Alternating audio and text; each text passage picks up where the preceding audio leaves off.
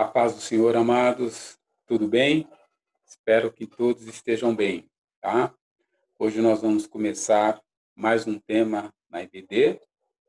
No mês passado foi o irmão Danilo, né, que muito bem, ele trabalhou no livro de Apocalipse, tá? E agora nós vamos para o segundo tema do ano, né, que é a família cristã e os desafios da pós-modernidade. Esse é o nosso novo tema, tá?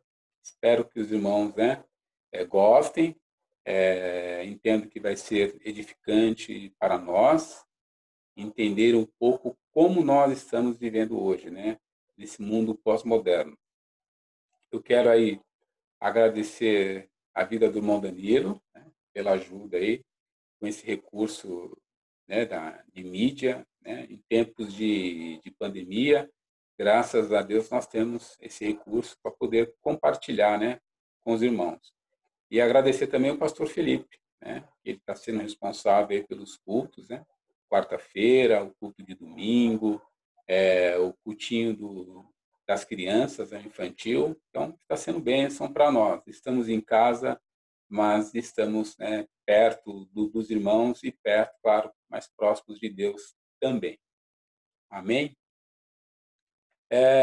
Antes de começar o tema, eu queria só mostrar para vocês os livros que eu estou usando como referência, né?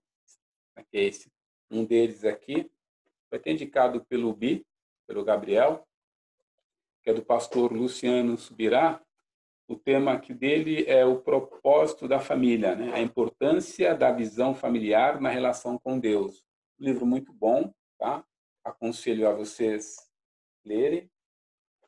Outro livro também que eu estou usando aqui como referência é esse daqui, que é do pastor Paulo Adeberti, é O Cristão e os Desafios da Pós-Modernidade. Muito bom também, tá? Muito bem organizado, fala bem sobre o pós-modernismo.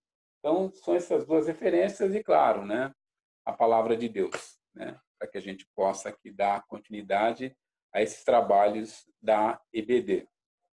Então, vamos, antes de mais nada, fazer uma oração, agradecer a Deus, né, por esse tempo, para que a gente possa começar aqui o estudo. Então, Pai, nós te agradecemos por mais um dia na tua presença, Senhor, por mais um tempo, Pai, pela oportunidade de poder, né, compartilhar aqui com os irmãos, né, algo que vem edificar o teu corpo, que vem edificar a família cristã, Senhor. Nos abençoa, Senhor, nos ajuda, Senhor, com esse tempo. Abençoa as nossas famílias, meu Pai, né, que estão em confinamento, mas sabemos que a tua vontade é soberana sobre as nossas vidas, meu Pai. Então, cuida de nós, Pai. Esteja conosco, Senhor. Em nome de Jesus, Pai. Essa é a nossa oração, Pai. Amém? Amém. Vamos lá? Eu queria começar com uma pequena reflexão, já que nós vamos falar sobre a família cristã e os desafios da pós-modernidade, ou seja, os desafios que nós encontramos hoje com esse mundo em que vivemos, tempos difíceis, né? Esse mundo tenebroso, né? Que é até um título de um livro, são tempos difíceis para nós, né? Então, após modernidade, vocês vão ver, vou passar aqui as telas, a gente vai bater um papo um pouco sobre isso, que é um tempo assim, por isso que o cristianismo ele é considerado, ele é contracultural, ele vai justamente contra tudo aquilo que vem do mundo, né? E a Bíblia ela nos alerta bastante a respeito. Então, antes queria começar com uma reflexão, né? Dois textos que está lá na carta que o apóstolo Paulo fez, né? Escreveu aqui ao amado Timóteo, né? Na segunda carta, com 2 Timóteo, do capítulo 2, a partir do versículo, ia ler o versículo 15 e depois os versículos do 22 ao 26. Vamos começar pelo 15, né? Ele dá um conselho aqui para Timóteo, né? Aqui o título aqui desta Bíblia, que é NVI, tá, o obreiro aprovado por Deus. Alguns conselhos do apóstolo Paulo para Timóteo. Então ele diz assim, capítulo 2, a partir do versículo 15, né? Para ele, né? Procure apresentar-se a Deus aprovado, como obreiro que não tem do que se envergonhar, que maneja corretamente a palavra da verdade. Esse é um. Então, assim, você não precisa ser um teólogo, você não precisa ser um autodidata, mas você precisa ter um conhecimento da palavra de Deus, né? Ainda mais vivendo num mundo como hoje, como que nós vamos abordar as pessoas com o evangelho? Como que nós vamos abordar as pessoas, né, com essa esperança, né, que é a palavra de Deus? Então nós precisamos ter um prévio conhecimento, né? Não precisa ser um especialista, mas precisamos ter conhecimento da palavra. E a palavra ela nos exorta em vários textos a respeito, né, de ter que conhecimento, né? Conhecereis a verdade vos libertará. Vamos falar muito sobre que nós, como cristãos, precisamos conhecer, né? Nós precisamos dar conta, ter a certeza da fé que nós pregamos. Isso é importante. O outro versículo é lá no versículo 22, né, do mesmo capítulo, do capítulo 2, versículo 22, da segunda carta do apóstolo Paulo a Timóteo. Ele diz assim, a partir do 22. Fuja dos desejos malignos da juventude e siga a justiça, a fé, o amor e a paz com aqueles que, de coração puro, invocam o Senhor. Evite as controvérsias, tolas e inúteis, pois você sabe que acabam em brigas. Ao servo do Senhor não convém brigar, mas sim ser amável para com todos, apto para ensinar, paciente.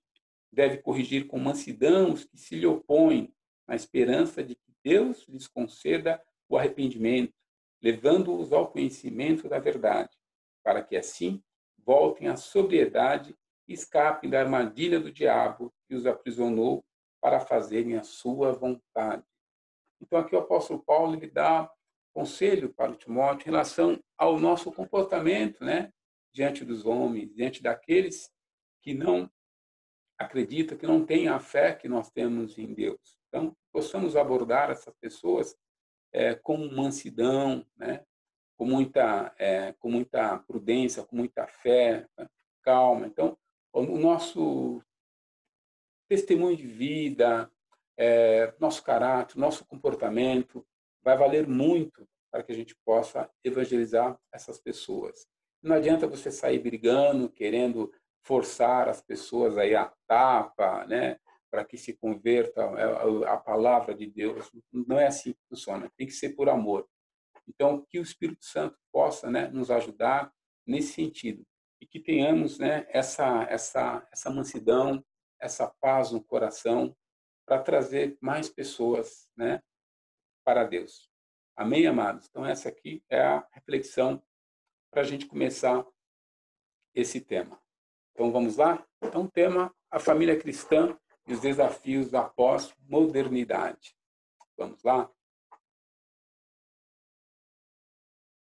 Então, aqui. Então, para a gente entender, né, um pouco mais os tempos que nós vivemos hoje, o período, né, que nós vivemos hoje, é importante conhecer, para como reflexão, os períodos da história. Então, o que que nós temos aqui? Então, nós temos aqui, assim, a maioria dos historiadores dividem dessa forma. Mas você vai encontrar outras formas de divisão, mas com pouca diferença, né? Mas a maioria divide assim, uma forma mais simples para a gente entender. Então, nós temos a pré-história, que é aquele período lá do paleolítico, do neolítico, né? A idade dos metais, do ferro, do cobre, né? Do bronze, que é um período que vai de 5 milhões, né, de anos a 4.000 antes de Cristo. É datado mais ou menos, esse uma data aproximada. Ok? Depois nós temos a Idade Antiga, né, que vai do surgimento da escrita lá na Mesopotâmia, né, escrita, a queda do Império Romano lá do Ocidente, que data mais ou menos de 4.000 antes de Cristo a 476 depois de Cristo. Nota-se que aí você já tem na Idade Antiga o quê? O início do cristianismo, perfeito?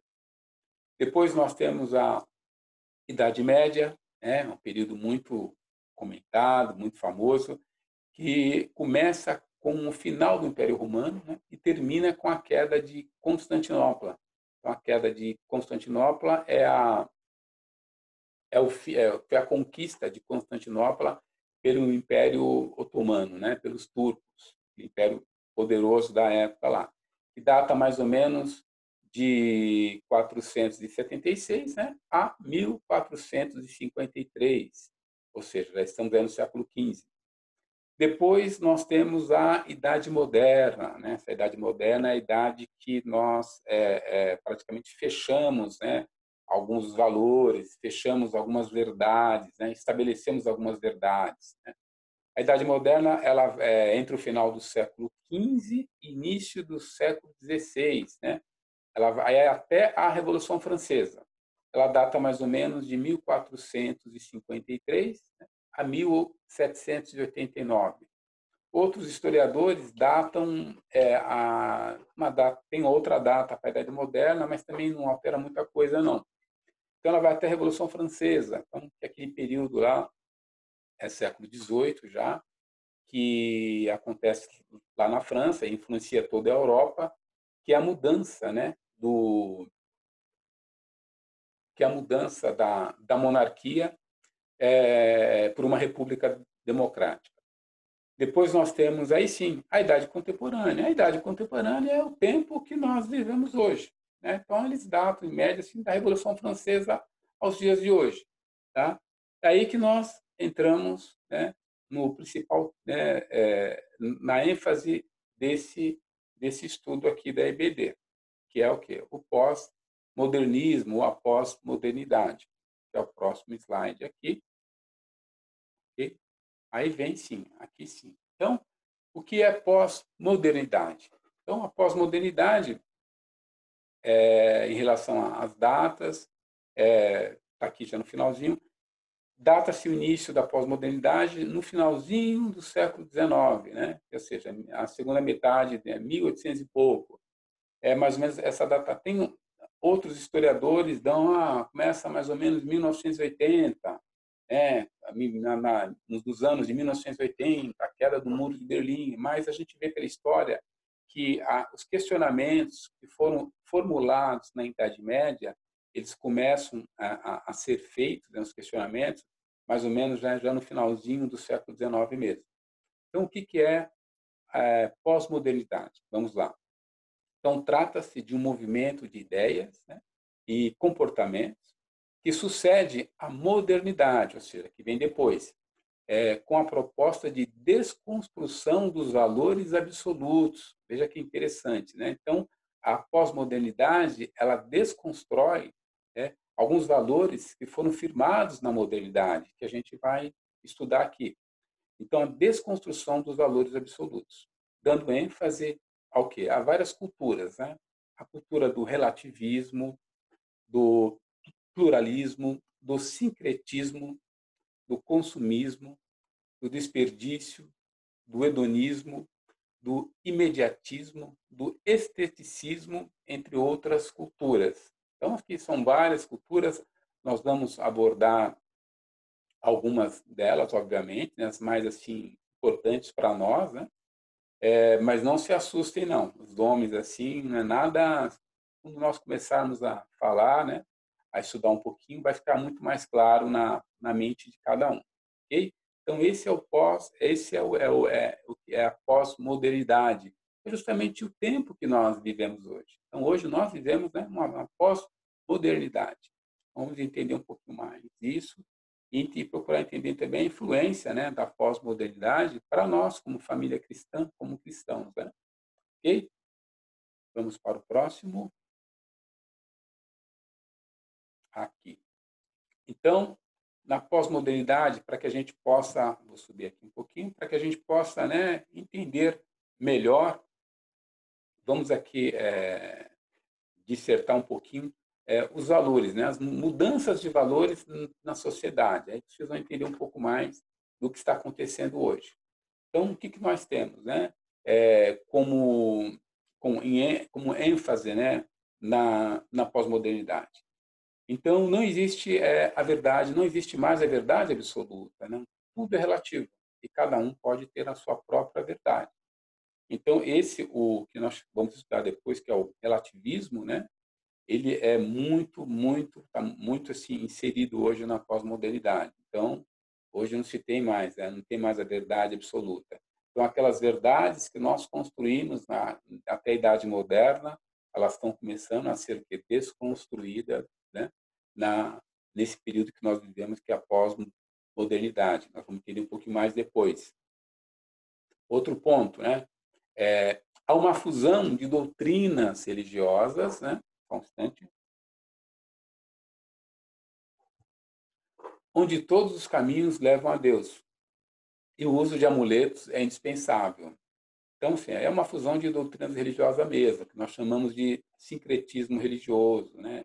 E hoje, quando você conversa com as pessoas acerca da fé, elas sempre falam isso, né? Todos os caminhos levam a Deus, é importante é ter fé em alguma coisa. Então, esse também é uma característica da pós-modernidade. E o uso de amuletos, que é indispensável, é incrível. Como o ser humano, além da fé, ele precisa de algo para tocar, para pegar, para olhar, né? Para fazer as suas orações, é incrível. E até no meio cristão, nós vemos muito isso, esses amuletos. Né? As pessoas precisam de alguma coisa para tocar. E veja que a Bíblia, né, no Antigo Testamento, como ela condena, né, a idolatria. Veja que interessante. Um outro ponto, a religião não é mais vista como um conjunto de crenças, né, e doutrinas, mas como preferências ou escolhas pessoais.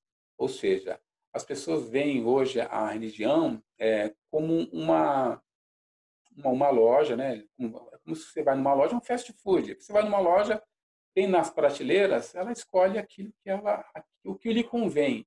Não procura, não busca as verdades, os conceitos, né? O porquê, né? Por que existe hoje as igrejas cristãs, né? As protestantes, a igreja católica, não procuram, não. Elas querem algo que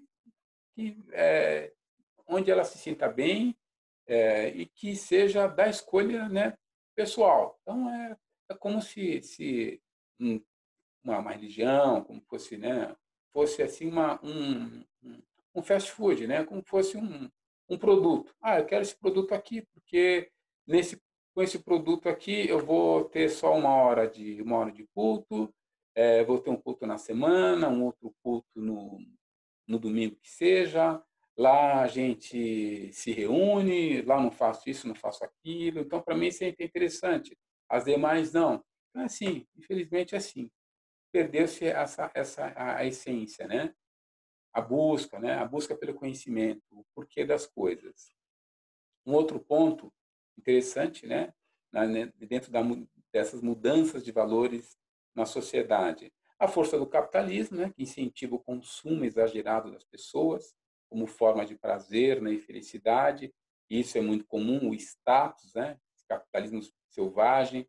Nós temos, como, por exemplo, hoje, né? Com essa pandemia do coronavírus, como isso está afetando a economia mundial, né? A economia de todos os países, né? Então, como o capitalismo ele é forte, né, nos tempos de hoje. Outro ponto, né, de mudança de valores na sociedade é o culto ao corpo, né, como objeto de prazer, né, é muito explorado hoje, né, o narcisismo. Então, hoje, infelizmente, tanto para o homem como para a mulher, então, o culto ao corpo, a boa forma física, estar bem, estar bem sarado e tudo mais, isso aí é muito explorado hoje, né? Muito explorado hoje. Outro ponto é a tecnologia. Olha que interessante, né? A tecnologia digital, ela nos aproximou do mundo, mas nos afastou das pessoas. É interessante, né? Que hoje nós temos vários recursos, né? Como aqui um celular e as mídias sociais, mas se por um lado, né, nós temos essa aproximação do mundo, as coisas acontecem, você já fica sabendo, né, instantaneamente, mas por outro lado, ela nos afastou das pessoas. Então você vê aí, principalmente aí os mais novos que não saem da tela de um celular, está sempre aí no Facebook, né? Está vendo aí um YouTube e o WhatsApp não para. Então, pessoas ficaram muito conectadas e perderam o que? A proximidade com o próximo, né? O contato físico, a conversa, né? O tete a tete. Então, isso está se perdendo. Então, está sendo um comportamento, um relacionamento muito frio hoje. É claro que hoje ela está sendo de grande valia, e é de grande valia, né? A tecnologia digital, mas ela tem que saber, né? Precisa ser bem utilizada. Então, infelizmente, ela esfriou bastante o nosso relacionamento. Então, faz parte aí de mudanças de valores nessa sociedade pós-modernista, né? Vamos para mais um. Outro ponto aqui, mudanças de valores na família, né? Em especial na família, né? Em tempos de pós-modernidade. Então, do casamento, né? Então, o casamento formal, que é aquele civil religioso, ele está em desuso, né? Não se faz mais. Então, morar junto é mais usual, né? E o divórcio ele foi banalizado. Então, hoje você divorcia, não precisa ter muito tempo de casado, você já pode divorciar. Então, você brigou com a sua esposa, aconteceu qualquer coisa, é motivo de divórcio. Não se tem mais a conversa, não se tem mais o perdão, né? Os filhos são afetados com isso. Então, o divórcio ele foi banalizado. E é interessante o número de pessoas, de casais, né, que passam a morar juntos. Né? Para que casar? Para quê? Coisa não dá certo. Né? Então, tá fácil já, não tem aquele convívio, não tem aquela formalização com a sociedade. Então, isso é muito comum hoje. Um outro ponto é a realização profissional, ela passa a ser o quê? Prioridade na vida do casal. Então, há uma preocupação com a estabilidade financeira. As pessoas colocam muito a sua fé, né, no dinheiro, a sua dependência no dinheiro. Então, esquecem de Deus. Então, e com essa preocupação, tardia tudo, tardia às vezes até o casamento, tardia, né, os filhos. Alguns casais nem pensam em ter filhos em função disso. Então, há uma preocupação muito grande nisso. Veja como que é. Outro ponto, os filhos eles são criados por todos, menos pelos pais, mas os pais vivem em função dos filhos, não é verdade? Então, hoje, as crianças de hoje elas são criadas pelos avós, né? Pela escola, e assim, os pais têm pouco tempo, trabalham demais. E o engraçado é que os pais vivem hoje em função dos filhos, então tudo aquilo que eles querem fazer, férias ou tal, tem que ver, o filho vai estar de férias, não vai estar, o filho vai estar em casa, não está, então que tudo é em função do filho, as escolas do filho são prioridades e outras coisas mais. Não que não seja necessário, mas os pais estão tendo uma vida, né, familiar, a vida familiar do casal é praticamente em volta dos filhos, estão se esquecendo, né, deles como homem, como mulher, né, na família. Outro ponto, não se senta à mesa para fazer as refeições. Elas são feitas nos quartos ou na frente da televisão. É interessante, né? Então, aquele tempo que nós tínhamos, que era muito comum na família tradicional, sentar-se à mesa, conversar, colocar as coisas em dias, né? Conversar com os filhos, com a esposa, com os amigos, com as visitas, isso tá se perdendo no dia a dia. Então, essa proximidade, essa relação está se perdendo. É uma pena. Até recentemente, a Marcilene, ela chegou a fazer, ela postou, né, como lição de casa aí para os pais, para as crianças, né, no canalzinho da, da IBAV, né, justamente falando sobre isso. Até nós postamos a nossa foto aqui na hora do almoço. Então, isso é muito importante. Nós temos que colocar isso em prática, né? Isso é uma coisa muito importante na nossa vida familiar. É o quê? É sentar-se à mesa, né, durante as refeições. Outro ponto também de mudanças de valores na família. As mulheres conquistam, né, a sua independência financeira, né? E o desejo de serem mães sozinhas, que é o que eles chamam de produção independente.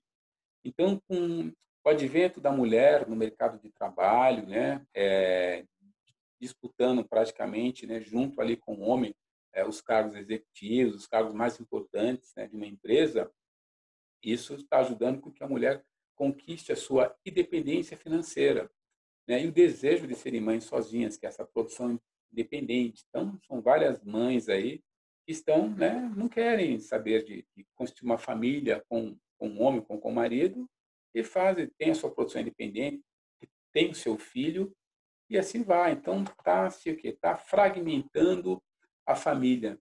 Isso é muito ruim, né? Família que, né, foi instituída por Deus, né? Conforme a sua palavra lá em Gênesis. Um outro ponto, o modelo de família tradicional, né, ou família nuclear, mais comum, que é com pai, mãe e filhos, deixa de existir, dando espaço para um modelo de família universal, né, com pessoas do mesmo gênero ou não. Então, é uma triste realidade. Então, o modelo de família tradicional, ele está, né, praticamente está deixando de existir. Então, essa é a nossa, uma das maiores, né, uma das maiores brigas aí, né, dos cristãos, com os movimentos aí LGBT e demais. Então, né, a família está sendo destruída, né, esse conceito de família tradicional. Amém? Vamos aqui para um outro ponto, um outro tópico. Aqui.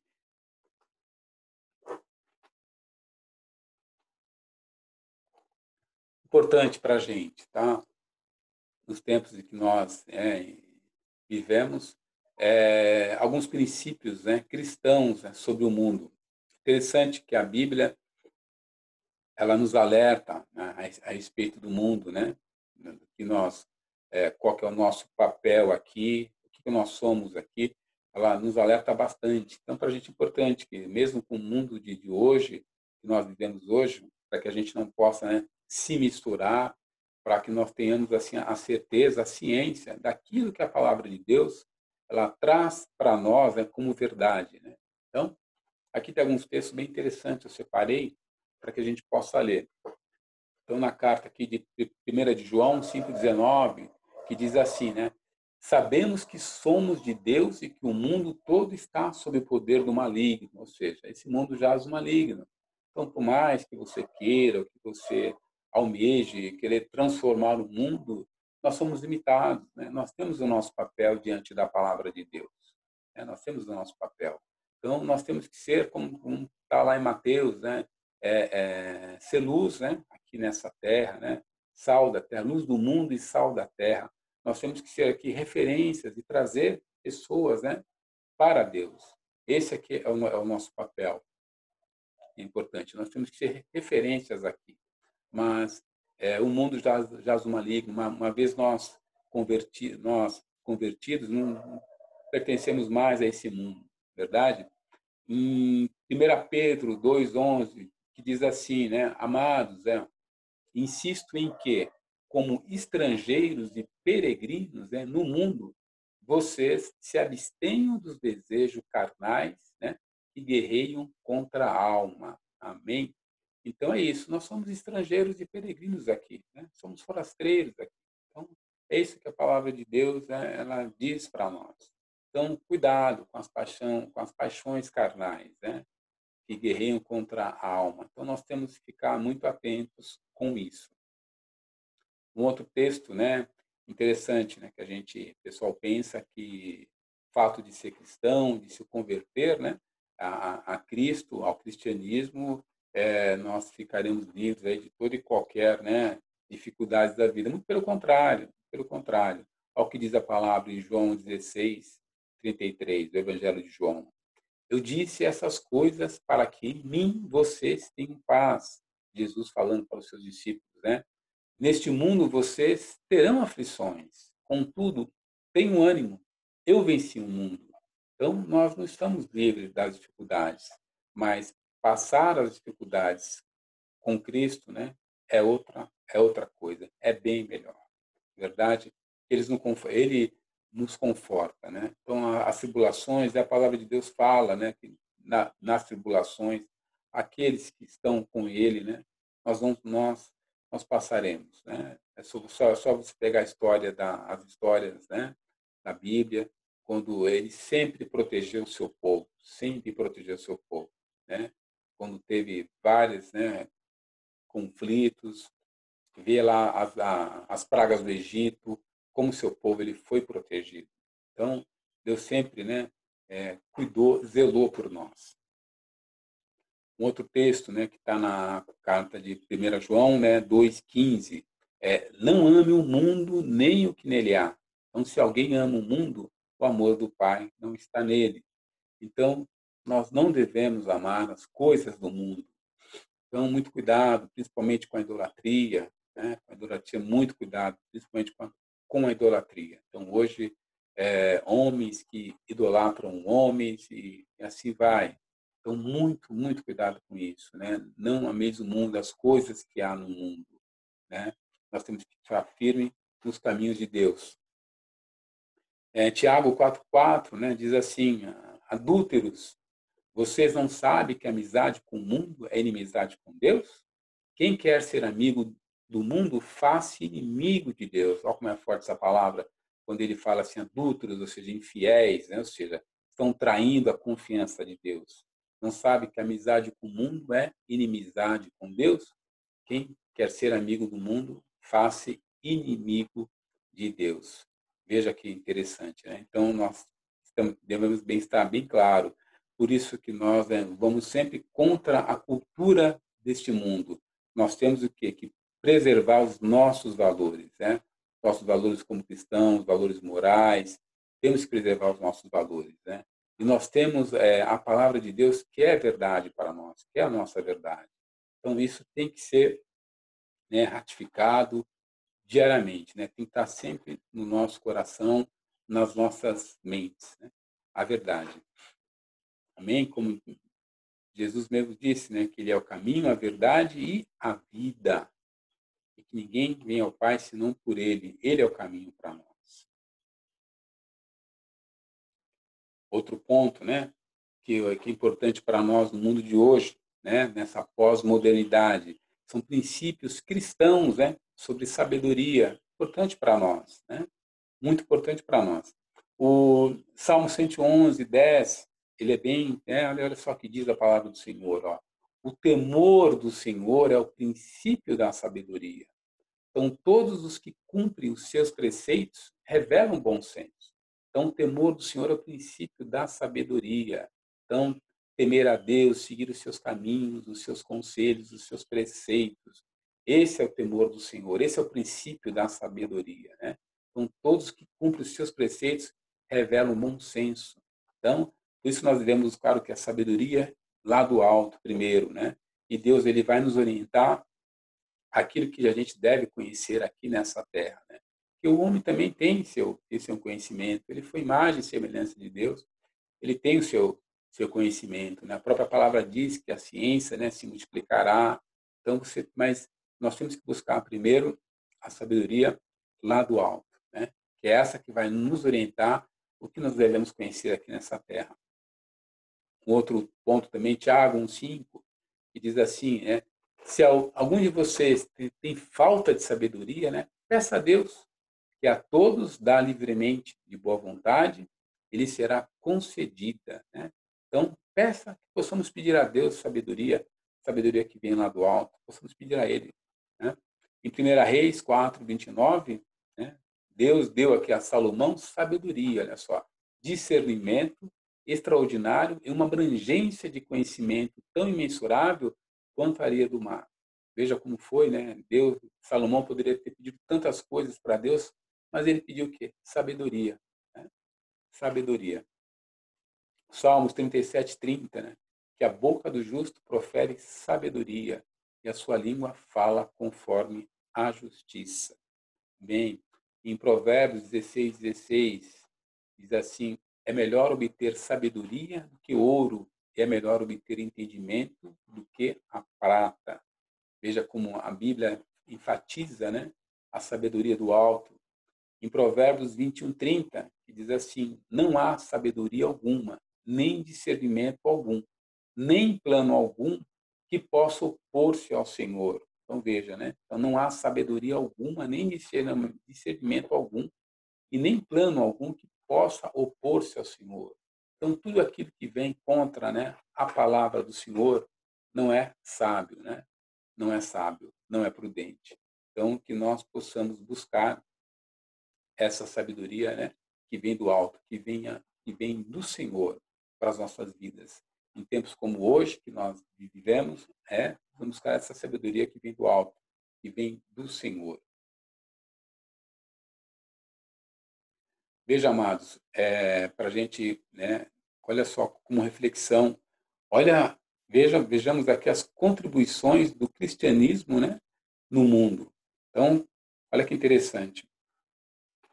O quanto que essa pós-modernidade ela está, né, desconstruindo, né, tudo aquilo que, olha quantas referências nós temos do cristianismo no mundo, de contribuição. Nós podemos citar aqui a educação, que em relação à alfabetização e à disseminação do conhecimento. Então, nós vimos que na própria reforma, na reforma protestante, o quanto de escolas, de universidades, né, que se abriram, né, em função dessa abertura de mente, né, em relação à palavra de Deus.